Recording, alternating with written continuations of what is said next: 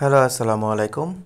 আজকে south Africa বনাম ইন্ডিয়ার মধ্যকার বিশ্বকাপ টি-20 বিশ্বকাপের আজকে ফাইনাল ম্যাচটি অনুষ্ঠিত হবে। বাংলাদেশ সময় আজকে রাত 8টা বাজে ম্যাচটি হবে। সাউথ আফ্রিকা বনাম ইন্ডিয়ার মধ্যকার টি-20 বিশ্বকাপের ফাইনাল ম্যাচ।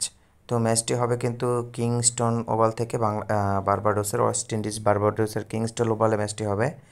এই মাঠের পিচ রিপোর্টটা যদি আপনাদেরকে বলি একটু আহ, লক্ষ্য করে দেখুন। এখানে প্রথম ইনিংসে যারা ব্যাট করে তাদের এভারেজ হচ্ছে 52, সেকেন্ড ইনিংসে যারা ব্যাট করে তাদের এভারেজ হচ্ছে 33। প্রথমে যারা ব্যাট করে তাদের জয়লাভ করার সম্ভাবনাটা একটু বেশি রয়েছে এখানে। তো একটু নিচে গিয়ে দেখি রিসেন্টলি যে ম্যাচগুলো এখানে হয়েছে, সেখানে কিন্তু ইন্ডিয়াও একটা ম্যাচ খেলেছিল। সেখানে আফগানিস্তানের সাথে ইন্ডিয়া একটি ম্যাচ খেলেছিল। সেই ম্যাচে ইন্ডিয়া কিন্তু 181 রান করেছিল, আফগানিস্তান 134 করে থাকে। আমেরিকা এবং ওয়েস্ট ইন্ডিজের মধ্যকার একটি ম্যাচ হয়েছিল এবং আমেরিকা ইংল্যান্ডের মধ্যকার একটি ম্যাচ হয়েছিল। তো এই মাঠটার মধ্যে এরকম নয় যে একদম বোলিং ফ্রেন্ডলি, এরকমও নয়, আবার ব্যাটিং ফ্রেন্ডলি এরকমও নয়, তবে মোটামুটি ভালো একটা রান হয়ে থাকে এই মাঠের মধ্যে। একটু খেয়াল করে দেখেন, যারা কিনা ভালো টিম তারা কিন্তু প্রতিটা ম্যাচেই রান করতে পেরেছে খুবই ভালো পরিমাণের, এবং রান রেটও কিন্তু ছিল 10+। তো একটু দেখে শুনে খেললে আশা করা যাচ্ছে এই মাঠের মধ্যে 170+ রান হওয়ার সম্ভাবনা থাকবে।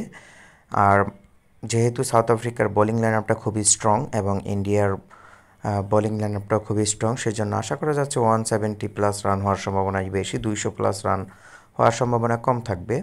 সাউথ আফ্রিকার ব্যাটিং লাইন আপ বিবেচনা করলে আপনারা লক্ষ্য করতে পারবেন বিশেষ করে কুইন্টন ডিকক, হেনরি ক্লাসনের দিকে, এবং আম, বিশেষ করে লক্ষণীয় থাকবে এডান মার্কান এবং ডেভিড মিলারের দিকে।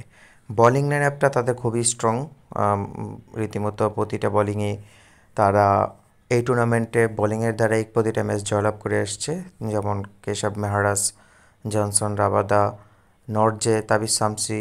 তো এই পাঁচজন বোলিং কিন্তু খুবই ফর্মে রয়েছে এবং খুবই উইকেট টেকিং মোডে রয়েছে, এবং প্রতিটা ম্যাচেই কিন্তু তারা একমাত্র দল যারা কিনা 8 ম্যাচের মধ্যে 8টিতেই জয়লাভ করে কিন্তু ফাইনালে পৌঁছে গিয়েছে।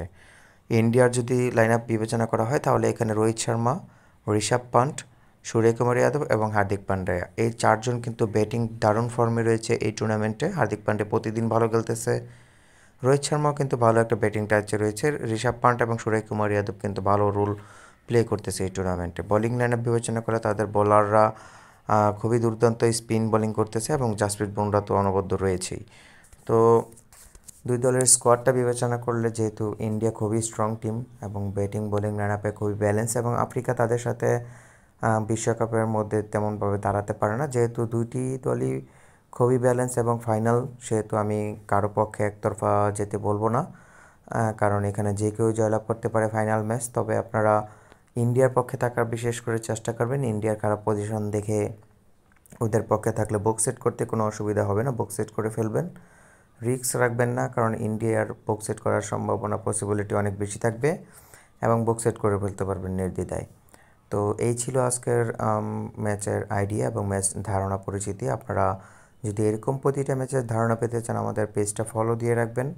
আর ভিআইপি গ্রুপে যদি অ্যাড হয়ে আপনারা ভালো প্রেডিকশন নিতে চান আরও বেশি, তাহলে আপনারা আমাদের ভিআইপি গ্রুপে অ্যাড হতে শুধুমাত্র মাসে 250 টাকার বিনিময়ে ভিআইপি গ্রুপে অ্যাড হতে পারবেন। আমাদেরকে মেসেজ করবেন হোয়াটসঅ্যাপে অথবা ফেসবুকে। ভালো থাকবেন, সুস্থ থাকবেন, আল্লাহ হাফেজ।